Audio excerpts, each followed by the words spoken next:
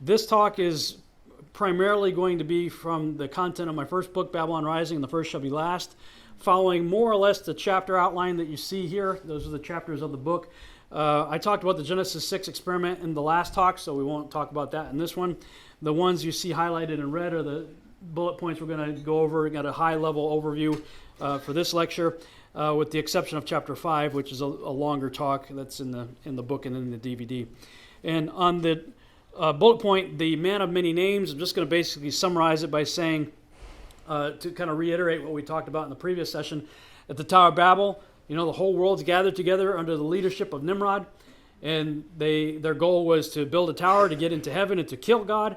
God confounds the languages into 70 different languages, 70 different people groups. They all go away from the same event, talking about the same guy, but now in different languages. So all of a sudden, Nimrod becomes known by many different names. And this is covered at some length in my both in the book as well as in the DVD, Mythology and the Coming Great Deception. Those are some of the names that he became known by. For the sake of this lecture, I'm going to focus specifically on the names Gilgamesh, Orion, Apollo, and Osiris. Chapter 3 of my book was called, and it's the subtitle of my book also, it's called The First Shall Be Last. And what I mean by that, as you'll see, is I think the last Babylon is the same as the first Babylon, and the last Antichrist, in my opinion, is the same as the first Antichrist.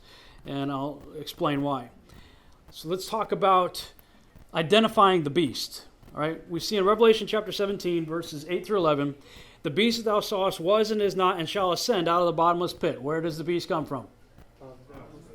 It's open book test, right? Remember when we had those tests, geography, find United States of America. There's a map says United States of America on it, here. So in other words, he's not coming from Kenya or Hawaii or the Vatican or the European Union or any other place that we always hear some prophecy teacher telling us. It says, I'm like, look, I don't have any letters after my name. I didn't go to seminary, but I can read. So I don't know why all these people are out there saying, it's this guy, it's that guy, it's what. If they didn't crawl up out of the bottomless pit, they're not a candidate. Call me crazy, but that's what it says. And he'll go into perdition. And they that dwell on the earth shall wonder, whose names were not written in the book of life from the foundation of the world. We talked about that in the previous session. When they behold the beast that was and is not and yet is. That's an interesting phrase right there because it's really an antithesis. How is Yeshua referred to in the beginning of Revelation? As the one who was and what? The one who was and is to come. Now here's somebody who was and is not and yet shall be. Here's a mind that has wisdom. The 7 heads, he sees this beast with 7 heads, right? Are 7 mountains on which the woman sitteth. And there are 7 kings. Now I want to point out the underlined word right there. Kings. How many prophecy teachers do you hear out there saying it's all about kingdoms? Well, kings rule kingdoms, but the text is telling you the 7 heads represent kings, 5 of which have fallen. 1 is at the time that John wrote this, and the other is not yet come, and when he cometh, he must continue a short space. And the beast that, here it is again, that was and is not, even he is the 8th, and is of the 7, and goeth into perdition. There's a great deal of detail given to us right there to help us identify this character and help us to realize who's not a candidate for this character. I wonder what's going to happen if Hillary gets elected. Because it's always the U.S. president that's the Antichrist, right? They're going to have to change everything from all the he pronouns to she, right? Oh, it's crazy. Is spirit possessing a person?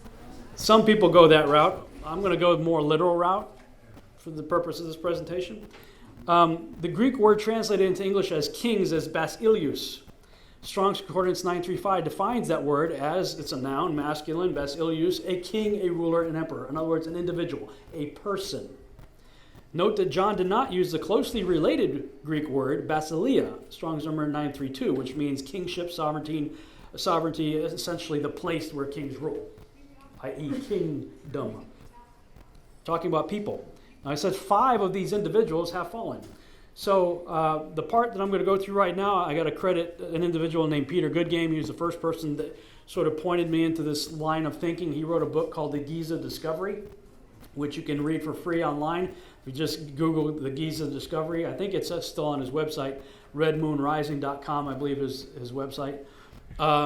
And while I was doing research on the Antichrist and Nimrod and stuff like that, I sort of, you do keyword searches, when you're Googling and whatnot, and sometimes you land somewhere in the middle of somebody's webpage, or in this case, I landed somewhere in the middle of his book. I happened to land sort of in the punchline of his thesis, and it just leapt off the page, and something in my spirit just instantly resonated with it. I said, I think this guy's right on target. So basically his premise was, okay, if we're talking about individuals, and he says 5 have fallen, 1 is, and 1's going to come, and they all represent heads of the beast, and the beast is the Antichrist, then it stands to reason that we should be looking for somebody or looking through people in Scripture who have Antichrist-like characteristics. We know what the Antichrist is going to do, and some of his attributes. So let's look for people in the Scriptures who fit the Antichrist attributes. And I agreed with this premise. And of course, arguably, Nimrod is easily the first candidate that makes the most sense. The New World Order, there's nothing new about it. It's just a repeat. Solomon says, what has been will be again. There's nothing new under the sun, right? What has been done will be done again. This is what's happening. He tried to create a one-world system. His goal was to kill God. Well, that sounds familiar. He's a good candidate. Pharaoh of Egypt at the time of the Exodus, same thing. He thought himself to be a god, tried to control, wipe out God's people, stuff like that, go to war with God, all the plagues and all that stuff. Interesting. I think he's a good character. Sennacherib is another one, a very good candidate, same thing, thought himself to be God, wanted to wipe out God's people, but the angel of the Lord comes down and wipes out, all of his troops in one night, and then he goes home and his sons end up killing him. King of Tyre. Interesting character. When you read about his description, he's described at first as a man, and all of a sudden the narrative switches, and now it's like you're talking about Satan. So there's clearly something interesting about this guy. He may have some kind of may have had some sort of affiliation with Lucifer. Antiochus Epiphanes. Now, he is not in our current canonized text. He's in the apocryphal text of the First and Second Maccabees. And if you read about him, he's an excellent candidate, who set up the abomination of desolation in the temple, set up the statue of Zeus, offered up pigs, wiping out God's people, wouldn't let them do anything to do with the Torah. Excellent candidate. I'm going to suggest there may be another possible candidate, and I could go either way with this. I'm pretty sure Peter Goodgame went with Antiochus Epiphanes. I found Alexander the Great to be another potential candidate, especially when you read about his description. Do you remember how he's referred to in the book of Daniel? His symbol was what? The he-goat, right? You read about the he-goat and read about that description, it said he had a little horn between its eyes. And it says the little horn is the first king. Well, who's the first king? Are we talking about the first king of Greece? What are we talking about? Well, the first king, biblically speaking, the first king in the Bible that we read about is Nimrod. So it seems to me that, this guy may have done something, at least in the spirit of Nimrod. Again, I could go either way on number 5. Now, the one that now is depends on when you think is. Like Clinton number 1 said, right? What's the definition of is? Really? Yeah, exactly. Well, in this context, it's when we're talking about when was the book of Revelation written. Was it an earlier writing, as some people subscribe to, or was it later, 90 AD or something like that, as other people suggest? Well, depending on which way you go as to what time period you believe the book of Revelation was written, you end up with either Nero or Domitian. Either one are good candidates. Nero had the candlelit dinners to the burning Christians and whatnot. And Domitian wasn't much better. So, I think either one would be a good candidate in that regard. The one that will come and his reign will be short, I think a reasonable case can be made for somebody like Adolf Hitler. And I think people who lived during that time period probably thought this must be it. Speculation, of course, at least on that one. So let's see if we can narrow this down. If this is an acceptable list, let's see what we can do to narrow the options down. Well, if you look at Revelation chapter 13, we see that one of the heads had a mortal head wound. This creature had a head wound. His deadly wound was healed, and all the world wondered after the beast. All right, well, let's look through the list and see who had a mortal head wound. Well, Nimrod was decapitated by Esau, interestingly enough, right before he sold his birthright for a bowl of beans, which if you just read Genesis doesn't make a whole lot of sense, because Esau was a mighty hunter. His dad loved, he brings home the venison. That's my boy. right? It says he came home from a day of hunting and he sold his birthright for a bowl of beans. You're like, what? But if you read the book of Joshua, it goes into a lot more detail and tells you that right before he did that, he was out hunting. He's a mighty hunter. Nimrod's a mighty hunter. 2 alpha dogs, same location. Nimrod's pushing 200 and something years of age. And Esau at this time is a teenager. He's probably about 15 years of age. He waits in ambush for the opportune time. Nimrod comes along and he rushes and chops his head off and then kills 2 of his buddies, takes off running. And by the time he gets home, he's like, look, what do I care about my birthright for? Just give me something to eat. I'm starving, lest I die. So the context is a little more interesting when you fill in the blanks right there. Clearly, he had a mortal head wound. Pharaoh of Egypt did not. Neither did Sennacherib, nor the king of Tyre, nor Antiochus Epiphanes, or Alexander the Great. Domitian did not. Nero, he is supposedly stabbed himself in the throat with a knife. So maybe, according to the Hebrew reckoning, maybe you might assign the neck as part of the head. So for the sake of argument, let's just say he's a candidate. And according to history, Hitler supposedly shot himself in the head. Although recent forensic evidence disputes that. Apparently he continued to live on. The skull that they had as evidence is apparently a female skull. But that's a whole other lecture right there. With all that in mind, when you look through the Old Testament, can you tell me one word that's used for the Antichrist a number of times in the Old Testament? One title? Assyrian or Asher. The Assyrian. Yeah. Well, there's only one that fits that. So I think by process of elimination, we have a really good candidate right there for the Antichrist. Let's see if we can continue to test that.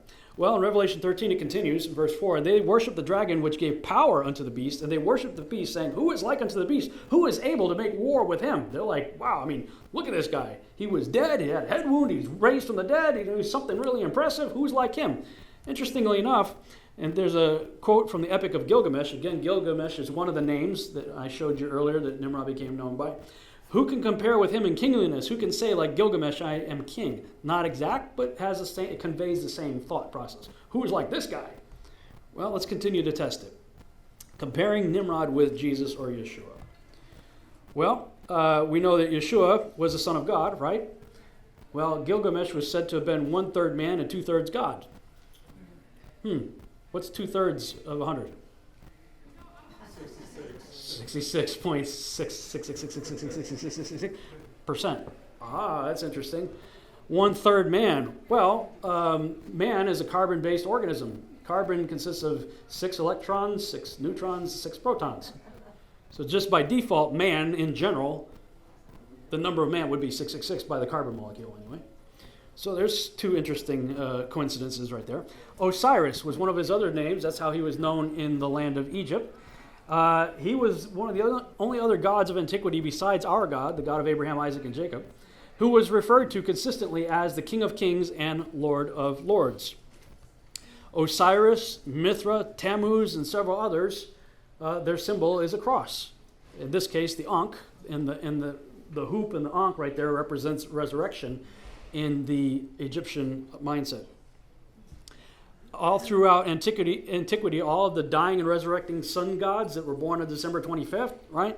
They are all depicted as dying and resurrecting figures, just like Yeshua. Apollo, in the Greek mythology, he's the son of God, in this case Zeus. He rules from elsewhere, Hades. Right now, we say we are Yeshua's body here on earth, right? We're the body, he's the head. Where's his head? Where's our head as the body? It's in heaven. Well, if I can say it this way, I believe that the Illuminati is essentially the antithesis of the church. The church is supposed to be doing the work of Yeshua here on this earth. He's the head, he's in heaven. The Illuminati is doing the work of the enemy. Where is the enemy ruling from? Well, Satan's not in hell. There's an individual who is there, though. And in the Egyptian mythology, Osiris was known as the god of the underworld. A direct antithesis. Well, to cut to the chase, the Bible gives you the name of the Antichrist in Revelation chapter 9. It says, interestingly enough, in chapter 9, verse 11, 9/11. That's one of the reasons why I was kind of hoping I could do this tomorrow, because tomorrow's 9/11. They had a king over them, which is the angel of the bottomless pit. Where did the beast come from? Bottomless pit. Okay, so the only time the bottomless pit is open that we see anywhere in Scripture is in Revelation chapter 9. And the only entity named in association with the bottomless pit is Abaddon in Hebrew and Apollyon in Greek. Apollyon is a derivative spelling of Apollo. It's Apollo. Apollo is the Antichrist. He's the only entity that we have in Scripture named coming up out of the bottomless pit. And that's at the fifth trumpet, by the way. So even in the 7-year tribulation mindset, when I was in the pre-trib camp, like Doug used to be, that's a mid-trib event. Bottomless pit's not open up until the mid-trib. 666. Well, I talked about 1/3 man being carbon, the electrons, neutrons, and protons and all that. 2/3 God, 66.6. How many of you know what obelisks represent? It's a phallic symbol. Well, the largest phallic symbol in the world, at least at the moment. I hear they're building another one elsewhere. But currently is the Washington Monument, set up in our nation's capital like a middle finger to God. Just so happens to stand 6,666 inches tall by 666 inches wide at the base. Probably just a coincidence. I'm probably sure, yeah. and the reason for that, the obelisk being the phallus, in the Egyptian mythology, Osiris was hacked up into 14 pieces, but only 13 were found. So the missing piece was fashioned into something else. All right, just to keep it clean here, I guess. But that's why 13 is an important number in the occult, because those are the pieces that were found. 13 pieces of Osiris. Now, when it comes to finding Nimrod, or in this case, Osiris, an interesting discovery was made in 1999. Dr. Zahi Hawass says, I have found a shaft going 29 meters vertically down into the ground, exactly halfway between the Chevron pyramid and the Sphinx. At the bottom, which was filled with water, we have found a burial chamber with 4 pillars. In the middle is a large granite sarcophagus, which I expect to be the grave of Osiris, the god. I have been digging in Egypt's sand for more than 30 years, and up to date, this is the most exciting discovery I have made. Here's an artist's rendition of what they found. He said it was between the center pyramid and the Sphinx, where the red star is. There was apparently a well shaft of some sort there. People were, they play in it even. And for whatever reason, he just decided to think, I wonder if there's something down there. So they pumped the water out, and they did, in fact, find something. They went down, found a sort of a chamber there. They had another tunnel. They went down there, and they found 6 sarcophagus. And then a 7th that took you down. How many heads were there of the beast? When they went down to this one, there's an artist's representation of what they found down there. They found basically a square island of stone surrounded by a moat of water, and inside that square island was another moat of water surrounding about a 10-foot long sarcophagus. He was apparently a giant. And it had 4 pillars, one in each corner of the square. And many suspect that the writings on those pillars contained instructions for resurrection.